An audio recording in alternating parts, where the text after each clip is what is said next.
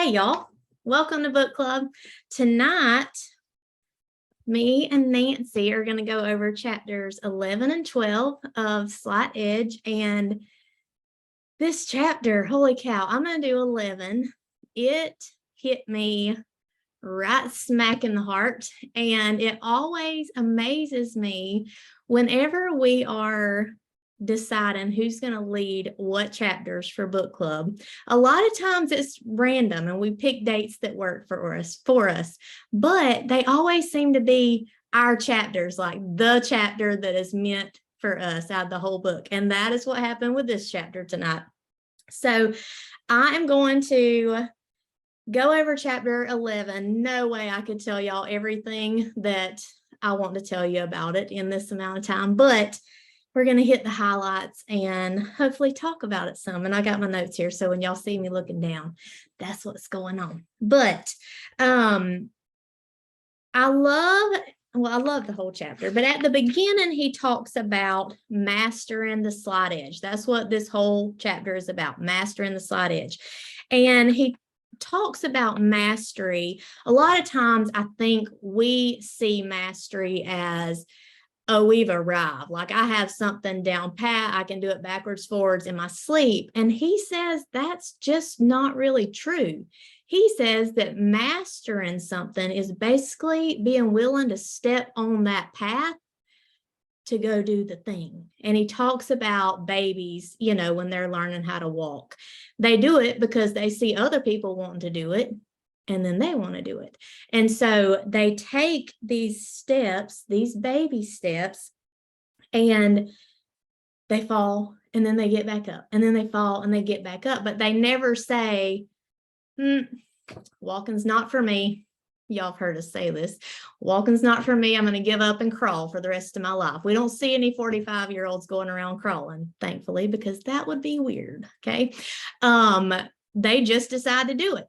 And I was thinking, what if we approached our businesses the same way? What if we just simply saw this business as something that we were going to do no matter what, how many times we had to fall down or embarrass ourselves or whatever? What if we just saw it as, that's what I want to do. I'm going to go do it. Watch me. How different would it be, right? So my first question, what are some baby steps that we can take to get us onto our path of mastery with our businesses? So y'all unmute and let's hear. There's plenty of them. So what are some baby steps that we can take to get on this path to mastery of our Plexus businesses? Well, definitely IPA, Monday night calls, trainings. Yes, yes, yes. What else? 10 pages a day. Yes. Doing some self-reflection and looking at where you need to grow and then finding the resources to help you grow in those areas. Absolutely. I love that. Self-awareness. Anybody else? Can post consistently. Yes, for sure. I think just doing it daily, like sending the messages daily, because you'll learn as you go.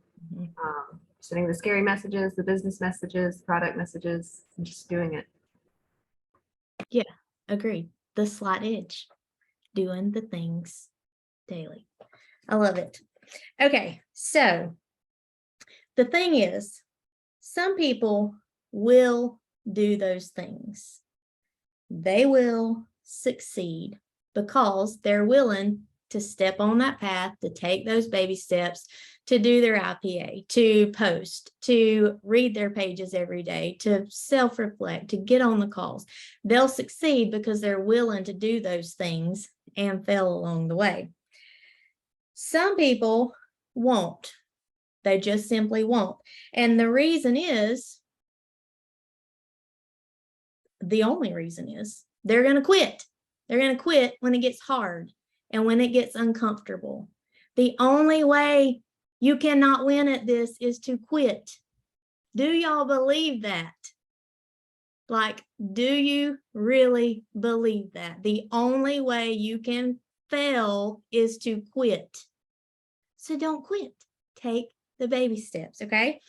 There are plenty of examples of hard things in our businesses that don't allow people, that people use to allow themselves to quit. It could be their points are going backwards. Somebody turned their subscription off, or somebody quit. Maybe they had a business builder quit, or whatever. There's lots of hard things, right? But we have a choice. Do we keep going or do we quit? The people who quit because they've bought into this idea that this wasn't for them, and they've just allowed quitting to be a habit. And this is so true. And I have seen it in my own life too, full transparency. Slipping into this habit of not doing things or failing is quite easy to do. And just like he talks about in the book, it's easy to do because it happens gradually, like carbon monoxide poisoning. It's not something you recognize happening all at once. I mean, you're not getting whopped in the head with something and it's painful. It's a gradual progression of, oh, I did it once.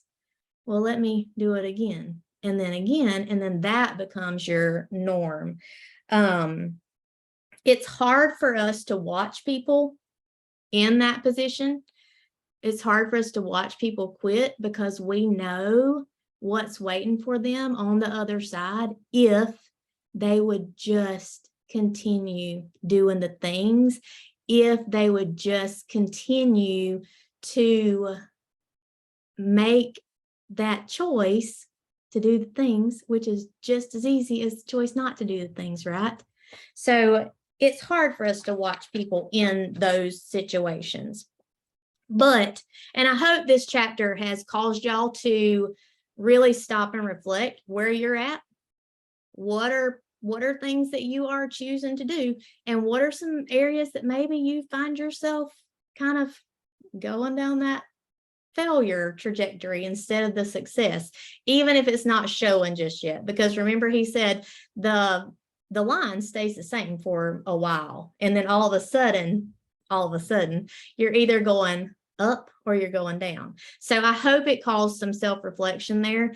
Definitely did for me. But good news is there's always a silver lining. No matter where you're at on this trajectory, you can change it. And that is glorious. Yay, praise the Lord, right? We are never stuck. You are not a tree. You can move, and it just comes down to the choices that you make. So he says it's just as easy to step back into that habit of succeeding as it was to slip into that habit of failing. And that you can take to the bank, write it on your wall, works every time. So how though? How do we get back on that path of success? Well, you got to know what you want. It's as simple as that. Do you know what you want? Do you have a vision? Y'all, we've heard so much about vision this past week or two that you should be seeing, sleeping, talking vision in your sleep, right? Your husband's probably going, what the heck is she talking about over there in her sleep? Vision, vision, vision. So do you know where you are going? It's important. You have to know what you want. And this I loved, where he talked about want and lack, and that they were two sides of the same coin. in that we usually want or desire things that we don't have, and we don't have things that we want, right? It's very rare that we have something in our hands and we're like, oh, this is what I want. We usually want the thing over here that we don't have, right? So what do you want? He said that wanting is uncomfortable, yet it's essential to winning. And why that was an odd statement to me, that wanting was uncomfortable, but he explained it really well when he says that it's uncomfortable because it makes us stop and evaluate what we don't have that we want, and where are we not that we want to be. I don't know about y'all, but I have plenty of things and goals and achievements that I want, and places I want to be that I'm currently not. And the want of some of those things is so strong that I feel them physically. And I think we should all have things in our lives like that. What do you have in your life that you want so desperately that you literally can feel it physically, like an ache in your soul? When you want something that bad, there should be nothing to stop you from going for it, right? I wrote 163 in my notes. Let's see what he says. The pain of wanting, the burning desire to possess what you lack, is one of the greatest allies you have. It's a force you can harness to create whatever life you want. That is good news, y'all. That is good news. We have the power to create whatever life we want. I love this quote from Tony Robbins, not in the book, but goes right along with this. He says, change happens when the pain of staying the same is greater than the pain of change. Where are you? Where are you? Is your pain of staying the same where you're currently at greater than your pain of change? I love that quote. That pain is what you can harness to create whatever life you want. So my next question for y'all, and everybody should have an answer for this. What do you want? What do you want? And this can be anything. What kind of team do you want? What do you want your leaders to look like? What rank do you want to achieve? What kind of financial situation do you want? What does your dream life look like? What do you want? Unmute and let's hear it. Well, I can tell you what I don't want. I mean, I want a lot of things, but I mean, we don't have that much time. But when just kind of piggybacking off of what you just said before that question, I think about like because I get really uncomfortable being on camera and all that. But a lot of times when I do start getting in my feelings about whatever I'm fearing or whatever, I just think about, like, if I don't get out of my comfort zone and do the things to grow my business and to help all the people and change all the lives and all the things, then I'm just going to go backwards. And I think about, like, my life wasn't terrible, but going back to what it was compared to what it is now, like, that is so much more painful, like times 100 million that it is, because I've already started experiencing the freedom, like the time freedom to be able to, if I want to take my kids to the beach this weekend, just all that. And before, I was so locked in, like I had zero freedom. And so when I think about all the fears and me getting scared to message that one person about the opportunity, like, that is always my go-to. And I just overcome it every time. Because I ain't going back. It's like I ain't going back to prison. Going back to Cali. I ain't going back either. I love that, Terry. Who else? I want to be on that stage at convention next summer. I want to be Emerald, And my husband says, if I make Emerald, I can get that Yukon I want. You can do it, Laurel. I'm gonna tell you.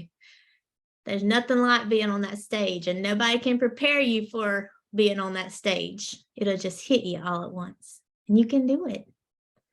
What else? I want to be in front of the stage and see so many of y'all on the stage. To me, that is significance. And I would love to see that. I would love to see lots of people on there for Emerald. I'd like to see several new sapphires, like to see a couple new diamonds. That would be, listen, you say there's nothing like being on stage. There's nothing like sitting beside Brittany and watching her eyes leak so much fluid because she's just so incredibly overwhelmed. There's nothing like that. I'd like to see that. Watching that take place was pretty amazing too, for both of y'all. I think your eyes might have been leaking a little too, Christina.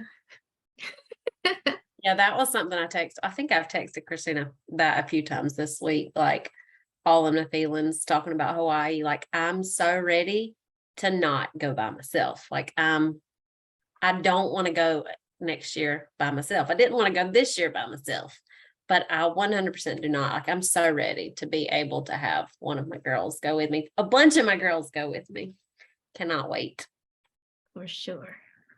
That's what I was going to say too, Terry. I want as many people as possible in Hawaii. Like, I just remember, like, whenever I was probably between Senior Gold and like through Emerald, like watching the jewels in Hawaii before I earned it, I remember seeing all their pictures and just like a whole bunch of jewels and just like a big team picture in Hawaii. And that was just like captivating to me. Like, just not Hawaii itself, just like just taking a team of people, like so many people earning that with you, that means everything to me. And so I actually did go to Hawaii 3 times by myself. And I'm not saying I was mad about it, but I am saying I was over it. By the 3rd time, I was tired of going by myself, and because my heart just like longed. So like what Emily's describing about, like, you just want something so bad that you can feel it physically. That is how I feel about just helping people realize their own potential and reach their goals and just achieve something that they just never thought would have been possible for them, because that's my story. And I really feel strongly about helping other people do that too. I love it. And now So you got Emily, all the people. Who's that? it's me. So I have thought about this, and this is part of my growing process. I have a power partner that's on another Plexus team that we chat and help each other, and every time I mentioned, something about, like Christina's, training video or Brittany's training video, she goes, "Oh, I want that." She goes, "I just think that's awesome. And, I just learned so much from them." And I desire to just glean everything I can from them so that I can in turn teach others that and be the person that someone goes, "Oh, Nancy, I want to watch that training. I want to see that. I want to be that."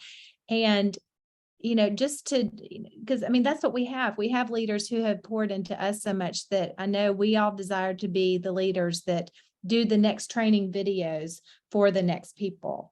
And that would just be so cool. So that's one of the things I just really want. I love that. I love that. Always giving back, basically. Passing it along. Fantastic. Well, I love all of those things. And here's the thing. Some people, all of y'all who said those things for sure, will achieve those goals. You will. 95% of people never will. They won't achieve their goals. Sometimes they're just not willing to do the things. Sometimes they're not even dreaming. And so there's just no way, right? Because sometimes people just don't dream, which crushes my heart so much. But 95% of people won't achieve their dreams because of fear and doubts and negative self-talk and noise from other people. And in this business, especially, we're going to face rejection. It's just there. It's just part of it. It is just part of it. But remember this, you're never going to be criticized by people doing more than you, right? It's always going to be people who are sitting on the sidelines and watching. They're watching other people's dreams come true. And the reason is because it helps them, not helps them, it kind of makes them more aware of the fact that they're not dreaming and that they may have just settled for their lives. And that's a hard pill to swallow sometimes. So your dreams may scare other people, but that is okay. Go for them anyways. Do the things. Let your vision for the future pull you right on along that success curve to where you want to be. I love where he says that people who have a clear, huge vision are practically unstoppable. And we see that all the time. All the time. How many times have we seen somebody set a huge goal that from the outside looking in, you might think, I don't know, it's kind of big, they're kind of crazy, but they want it so bad, they just make it happen. And he talks about, you know, closing that gap between where you are, where you could be. And the people who see that space as a problem or as a gap, just to be filled, to move along the gap. He says this quote on page 165, you can gauge the limitations of a person's life by the size of problems that get him or her down, and you can measure their impact by the size of problems that they solve. Y'all hear our leaders all the time talking about be a problem solver. Are you creating problems for yourself? Like, solve the problem. So this right here to me was everything. What is your perspective? What is your perspective? Do you have this whole boatload of problems that you don't know how to overcome? Or do you have this whole set of problems that, oh, well, now I have things to figure out. Let's go figure out how to make it work. Which boat are you riding in? I hope we're all riding in the boat over here where we're rowing and figuring things out, not the other boat that's got holes in it and nobody knows how to fill them up because it's going to sink. And we don't want to be in the sinking boat, okay? So, question. What are some examples of things in our businesses that could be viewed as stumbling blocks or as just a problem to overcome and move along towards success? Ooh, can I go first? Go. Okay. First of all, I was going to say what you just said as far as, are you like, how big are the problems that get you down? John Maxwell says one time him and his wife looked around and realized, you know what? We don't actually have less problems than everyone else. We just talk about our problems less. Oh, yes. That is huge. Huge. So to answer your question, what is it like? What are some parts of this business that you could choose to view as a stumbling block or as just part of the process? Someone not responding to your messages. If you let the fact that messages have been read and not responded to mean something negative, you're choosing that. That is just a normal part of the process. If people who have gone before you have said, hey, this is normal, stop and reflect. Is this a good quality message? Did you try to connect? Did you do all of these things? Great. It's part of the process. Move along. Go for no. Go for no. Go for no. That doesn't mean anything about you. When somebody says, when your upline says, hey, how was your IPA today? If what you focus on first is what didn't go your way, just know you're doing the opposite of what Uncle John says to do. Instead, start with, well, today, here's what went well. I executed this, this, and this. Call out what you can control. What did you do well? Start with the wins. You're so smart.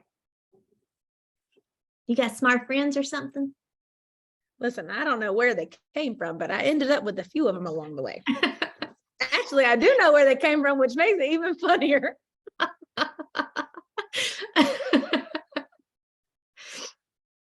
Who else? What y'all got? Where did they come from? Girl, don't play. The hood, You said I the can't hood. never tell none of your secrets. So I'm gonna sit right over here on mute.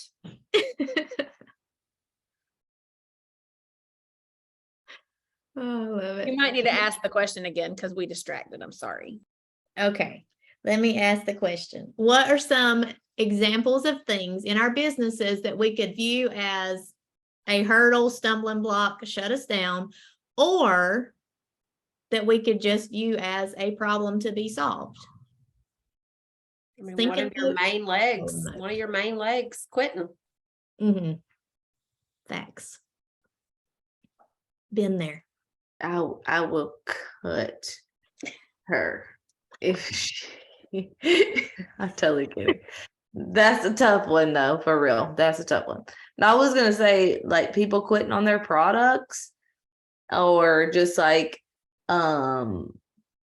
just looking around and comparing your results to other people's results. There's a whole list of things that feel challenging. Missing a goal, missing a prize that you really, really wanted to earn, missing a deadline. So many things, but so many opportunities to learn and grow and solve problems. All about perspective. All about perspective. So he says that we are always moving in one direction or the other. We're never still. We're never stagnant. You're going in one direction or the other. So are you going for your dreams or are you giving up?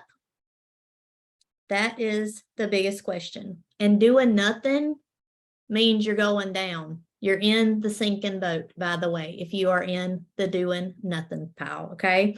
So figure that out, do some self-reflection, figure out where you are, and if you need a change, go and change it. For the 858th time, he says, successful people are willing to do what unsuccessful people are not.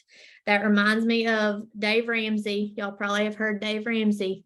Live like others won't, so you can live later like others can't. It's the same principle. Do the things other people are not willing to do. What I wanted I had one more thing. Oh, at the very end of this chapter, he talks about funerals and what people are thinking. And so often we hear people say, I'm just so concerned with what they're going to think. And they may not say it in those words, but that is one of the biggest stumbling blocks that we see for people, being concerned with what other people think. Here's the thing, and he lays it out so well in this chapter. People are not thinking of you as much as you think they're thinking of you. They're not. If only 10 people are going to cry when you die, why are you worried about what Susie over here is going to think when you message her something that could change her life? Why are you so concerned with that you will let it shut you down? Don't allow something like that to shut you down. People there, I don't know how the quote goes. Brittany or Christina or somebody probably does, but something about if you knew how little people thought of you, you would not be concerned with what people thought of you. And that is just, it's really powerful. Do your things that you want to do. Dream your dreams. Go after them. Don't allow the thoughts or what you perceive people are thinking about you to stop you from doing something huge with your life. And now I have to go look in the chat because y'all are all laughing and talking about rap songs and I can't read it because I lose my train of thought. But you are the project. Go get to work on yourself and take ownership of your life. Truett Cathy says, one of my favorite quotes, if it is to be, it's up to me. You are responsible for your life. and for your choices. Are you making the ones that are going to get you where you want to go, or are you not? It's up to you. That's all I got. Take it away, Nancy. Hang on, before Nancy unmutes and while Okay. you chat. You know what the funeral thing made me want to do? It made me want to grow a team so big that 100 people would cry. I'm not even kidding. I'm like, oh, I will show them. I'm going to impact so many people that I'm going to times 10 him. Like 10x rule, there better be 100 plus people. Like, I don't mean like a little cry, like the customary, like, I mean like, oh, I can't even get it together cry. I'm going to do that. I'm going to go grow a team with so many impacts that they're like, can't even fathom. Same. I was thinking the same thing too. Like, I want so many people snotting and crying that there's not anybody even that can talk or sing at my funeral because they just can't keep it together. That's the kind of impact I want to have. Just love don't that. do it near me, like in the casket, like try to keep that away, but do cry hard. I will definitely cry in such a way at both You of have y'all. to sing. You have No, my you have word. you have to sing. Oh You no, and there will be Jana- no sing. You and Mm-mm. Jana figure it out. Otherwise, Terry might sing. No, Terry's gonna be the one ugly crying the most. I won't even come to the funeral. I'll be in the crazy house. Let's don't talk about this. All right, Nancy, bring us Okay, back. to okay. I'm gonna Take it rein away, y'all Nancy. in. I'm gonna rein y'all in a little bit. So I don't know how y'all expect me to go on talking about funerals and such, but anyway, so Emily, thank you. And I am taking it away to chapter 12, invest in yourself, which again, like Emily said, it's just amazing how, these chapters are just perfectly, ordained for us to take the one that we need the most. This one was so good for me. And as I sat down to read the chapter, I was just struck by the quote right off the bat. And it's, attributed to our 16th president. Give me 6 hours to chop down a tree, and I will spend the first 4 hours sharpening the axe. And that is our leader, Abraham Lincoln. So I was absolutely floored by the fact that he spent twice as long working on the preparation than the actual job itself. And it got me thinking about the times that Jack and I have hung pictures. And I want y'all to think about this for just a minute. You're getting ready, you're looking at hanging a picture. And if it's me, I'm just going to eyeball it and put that nail in there and put it up. And just, it's going to be good. It's going to be good. And Jack, and I, raise your hand if that's you, if you're the one who just eyeballs it and puts it up. That's me, totally see it. Jack is the type that gets out the measuring tape, measures, puts that little pencil mark on the wall, and will erase it a little bit because he doesn't want the pencil mark too big. Get the leveler out, do all these things before he even gets out the hammer and the nail. And that's just, I'm like, what? But he, again, 4 hours of preparation and then 2 hours to do the job. So let's get back to old Abe. And I love this analogy because in this analogy, we are the axe. And how do we prepare ourselves to take on the journey, to take down the trees in our lives, those obstacles, those things that are hard that Emily talked about? Because most people would get really frustrated with the task at hand and just walk away, just think they're not going to do it. Some would move along a little bit. And then when things got really hard and they didn't see the progress where they wanted, then they would quit. So how do we sharpen our axe? How do we figure out how we're going to swing it? What kind of effort we're going to use? But it all starts with the axe, and we are the axe. So it all starts with us. So time, we know, we learned that brings on changes sooner or later. But the most important things we can do to move the needle in our business and in our life is to continuously learn. Not just by watching videos, not just by listening to podcasts or reading the chapters for book club, but all of it, getting coached, all while everything's happening, all those obstacles are happening, points are moving up and down. We're still doing all the things that we know we're supposed to do, whether it's easy, hard, all of that every day is what helps us to get that slight edge and maintain that slight edge. So I'm going to tell you something in the book, a statistic that he said that just absolutely blew my mind. 58% of high school graduates, 58% of high school graduates that don't go on to college never read a book again. That blew my mind. So here's another number for you. There are 7 billion people on earth, he says. 1 in 7 of those people on earth can't read. So that's 1 billion people. So what's the difference between those who can't read and those who choose not to read? So put it in the comments. What's the difference?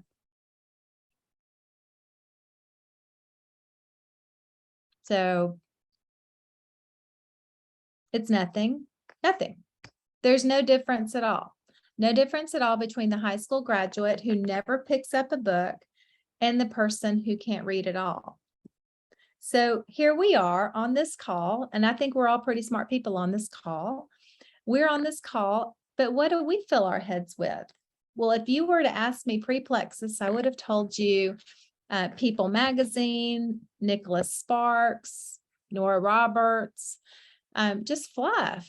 I filled my brain with fluff. I would scroll Facebook, binge watch Netflix, just things that don't matter. So taking that step, adding a good book, a nonfiction professional development book makes a huge difference. Doing those little things every day that we know will make a difference. So let's look at how you spend your time. And man, God, y'all, he just puts it to the fire here. Ask yourself, are you using your time building your dream or building someone else's? And I love how Emily just, got us to think about what our vision was, what our dream is. Do we challenge ourselves to grow, to learn to do something new every day? So my first question is, what is something that you do to grow yourself every day?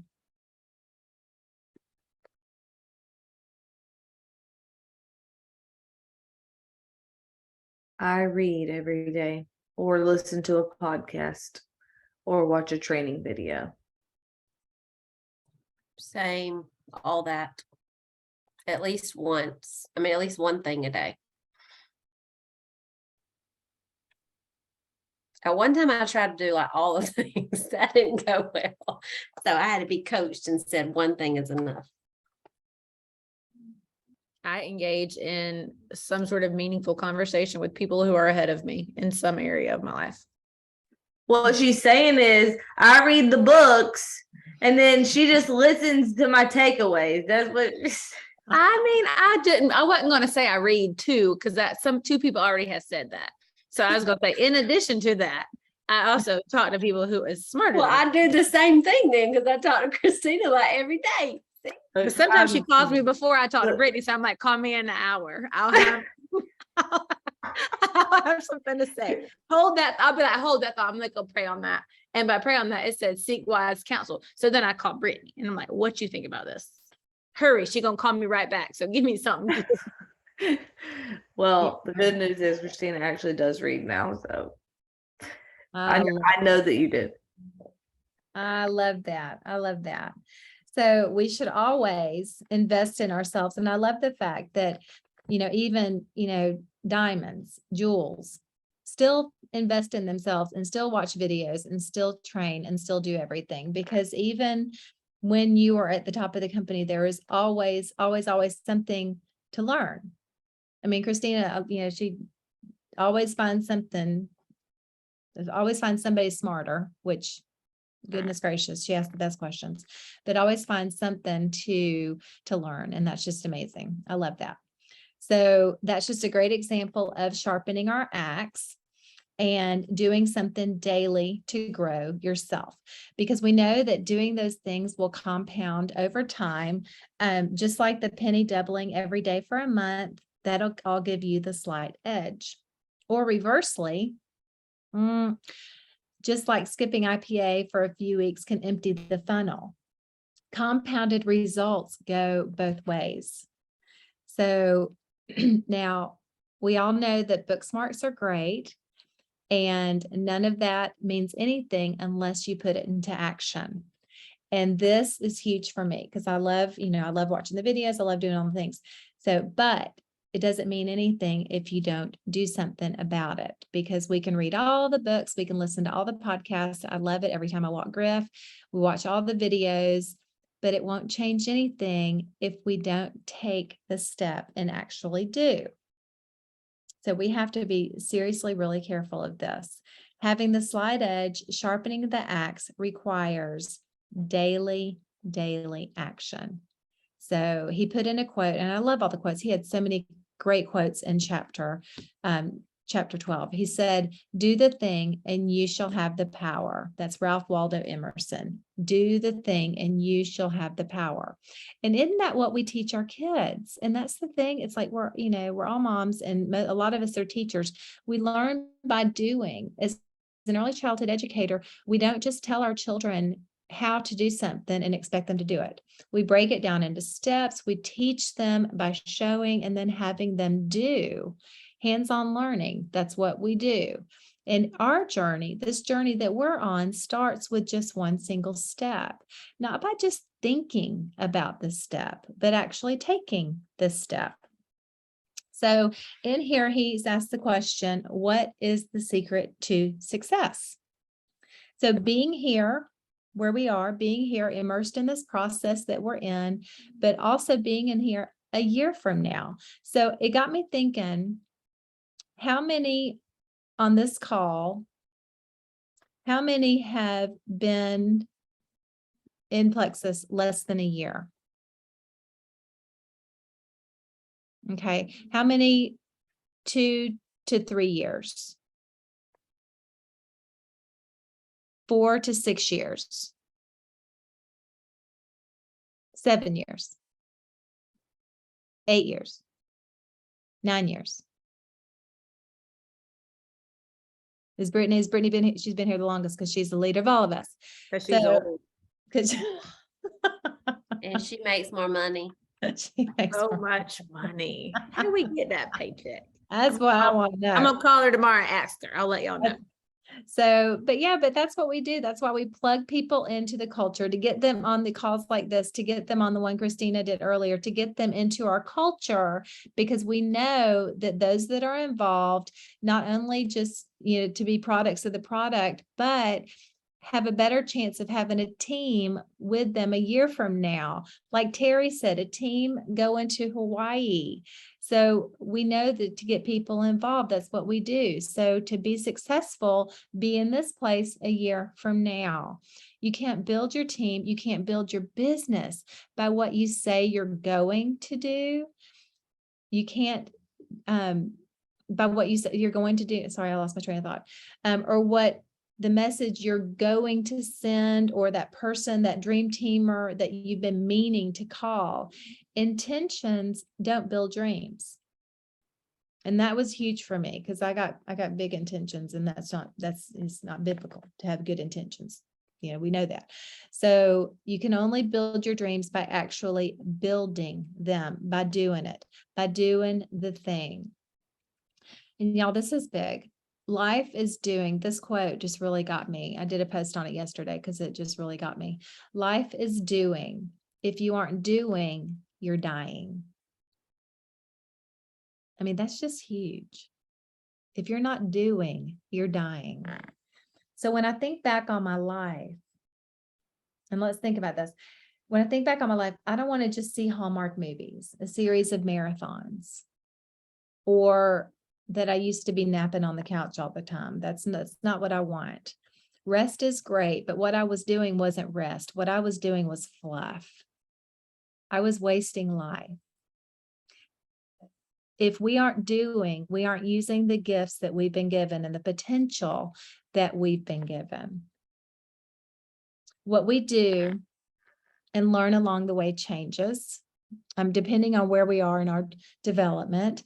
I know that we've done the 21 irrefutable laws 2 times since I've been here. And the second time I did it, I got different things from the first time that I did it. Just, I knew more. And so I got different things. You always glean different things out of books that we read. That's why, we always try to read books over and over again, because you do get different things out of them. And here's another quote that's really, really good. Knowledge without practice is useless. And practice without knowledge is dangerous. That good old Confucius. So one without the other isn't good. I mean, they're both good. They're both important. Knowledge is great. Practice is great, but we need both. Reading books, watching videos, listening to podcasts, and creating, posting, reaching out, IPA, following up again and again and again. We need the balance. We need both. And I love the analogy, the pictures they gave, that's like climbing a ladder, where, it's like you need both hands, you need both feet to do it. You need the doing, you need the action, you need the street smarts, you need the book smarts, the study, the activity. You do this, you do that. One isn't better than the other. You need both in order to climb. And it's a process. Every journey has a start. Crawling, learning, that's an action. Mastering the crawling prepares us for bigger successes, which is walking. Are we perfect the first time we do it? No. And if you are seeking success, you need to be prepared to fail, because we need to expect the things that are going to be happening that are hard, the things that are going to be obstacles in our life. We need to expect that, but we get back up. We keep going. We're not going to be perfect every day, because nobody is perfect. We're always learning, always adjusting toward our goal. And you have to have a goal in mind. We all have many goals. Your next rank, the Apple Watch, long-term goals, diamond. And I love the story. And I know Michelle's not on this call, but I love the story that she's told about traveling to Miami.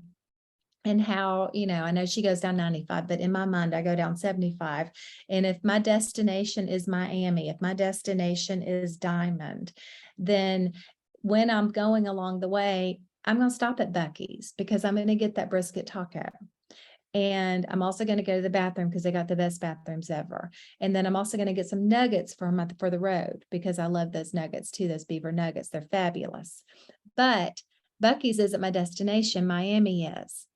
And along the way, as I'm driving down 75, there's going to be traffic. There's always traffic in South Georgia. There always. And there may be an accident. So my GPS is going to, point me in the right direction. I'm going to have to, there's going to be some recalculation, and then it's going to put me back on course. But my journey is going to have some adjustments, going to have some course corrections, but still my destination is Miami. That's not changing just because of the things that are happening. The goal is Diamond. There's going to be a lot of distractions along the way. There's going to be things that are going to get us off course. But remember, we know the journey isn't linear. Points up, points down, attrition, it happens. And I love that when Christina told us before that the team that took her to Diamond isn't the team that she started out with. Things happen, but we got to keep focused on that goal. We got to keep focused on the vision, our why, because it keeps you locked on your goal, even when you're veered off course, even when you have to recalculate, even when you get distracted, you adjust and you get back right on course. You get headed for Miami. And so remember, doing that daily is the Slide Edge. It is the process. So I got another question for you. I want you to think about who or what helps you to maintain your course.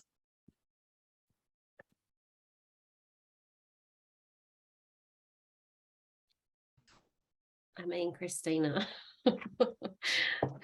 who, because she is constantly asking me. And sometimes like I get defensive, but then I'm like, gosh, I'm glad she just asked me all those questions, because that one question that she asked me, I wasn't doing it. Like, she's asked me, okay, have you shared the sample messages to get this call to? Have you plugged all your people into this and this? I'm like, yes. I'm checking all the boxes. Then there'll be one little box that I'm like, oh, yeah, I need to do that. So she's constantly just making sure that I'm still doing the things because I don't know, she keeps me on You board. get defensive? Hush, mute her, please. No. I am aware of my actions at Yeah. least here. I'm in charge. You're muted. I'm muted a diamond. That's fine. I make her a bunch of money, so she can't be mad about it. So am I unmuted or no? Yeah, you're unmuted.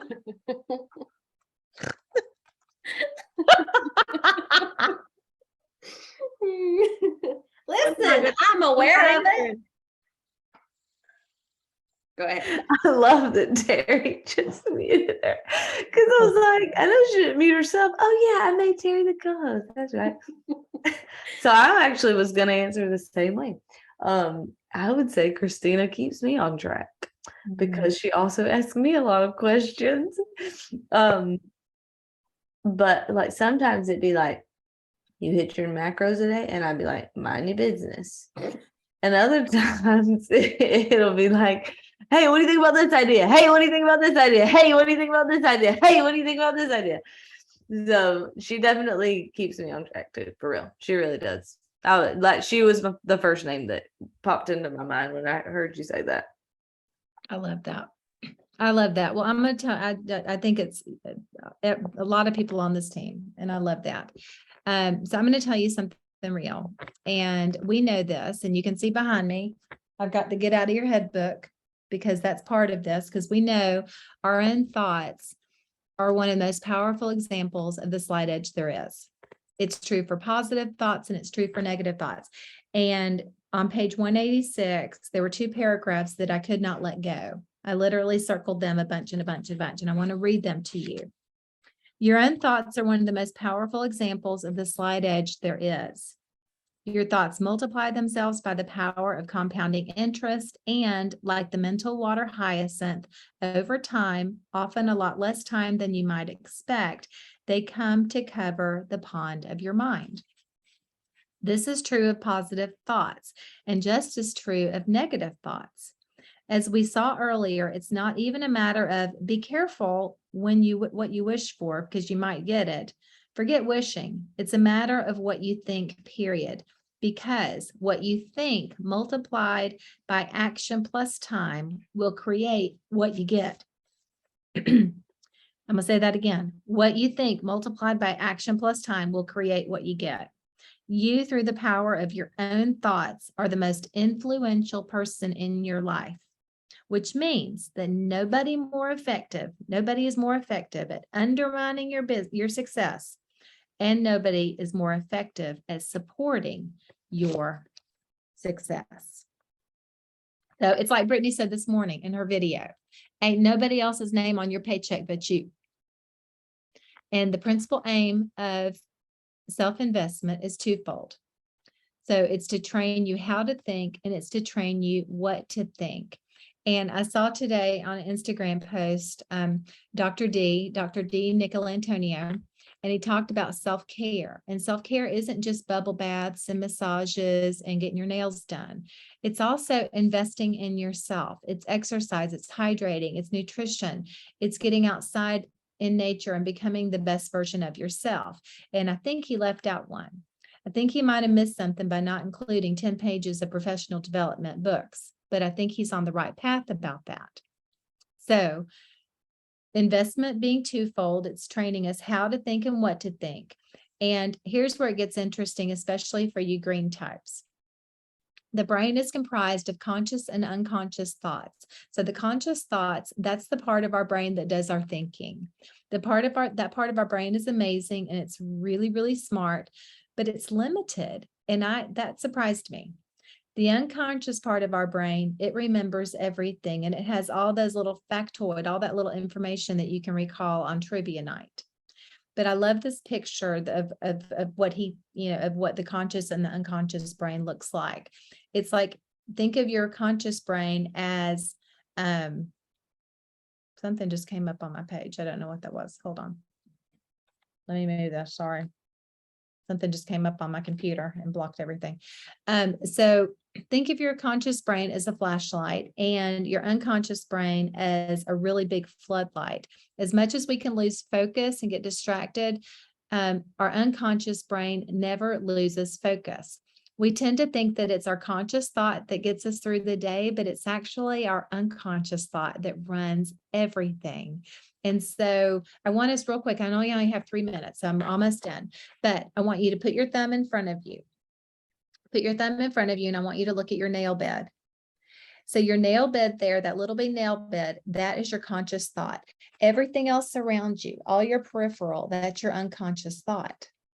That's what gets you through the day. And I want you to think how many times you've ever driven home or gone to the store and you had a ton of things on your brain and you parked and you thought, wow, how did I get here? I don't even remember driving through that intersection. Was the light green? Was the light red? It's like we were there on automatic pilot. Y'all, 99.99% of the people go through 99.99% of our day is automatic pilot. Let that sink in for just a minute. I can't even wrap my head around that. But the scary part is that most people live their life that way. By 30, by 50, by 70, they've allowed their life to just be automatic pilot, and their daily things were fluff. Can you imagine getting to 30, 50, 70 and all your daily habits are fluff? I mean, that's what you've allowed your life to be programmed by. But our intentional habits, the little habits that we build, the slight edge, that can become your automatic pilot. So I want you to think about, what do you want your world to be like? What do you want to be like at 30, at 50, at 70? Where will your automatic pilot take you? And the good news is it's up to us. So that is all I have for chapter 12, and it is 9:59. Came in a minute early.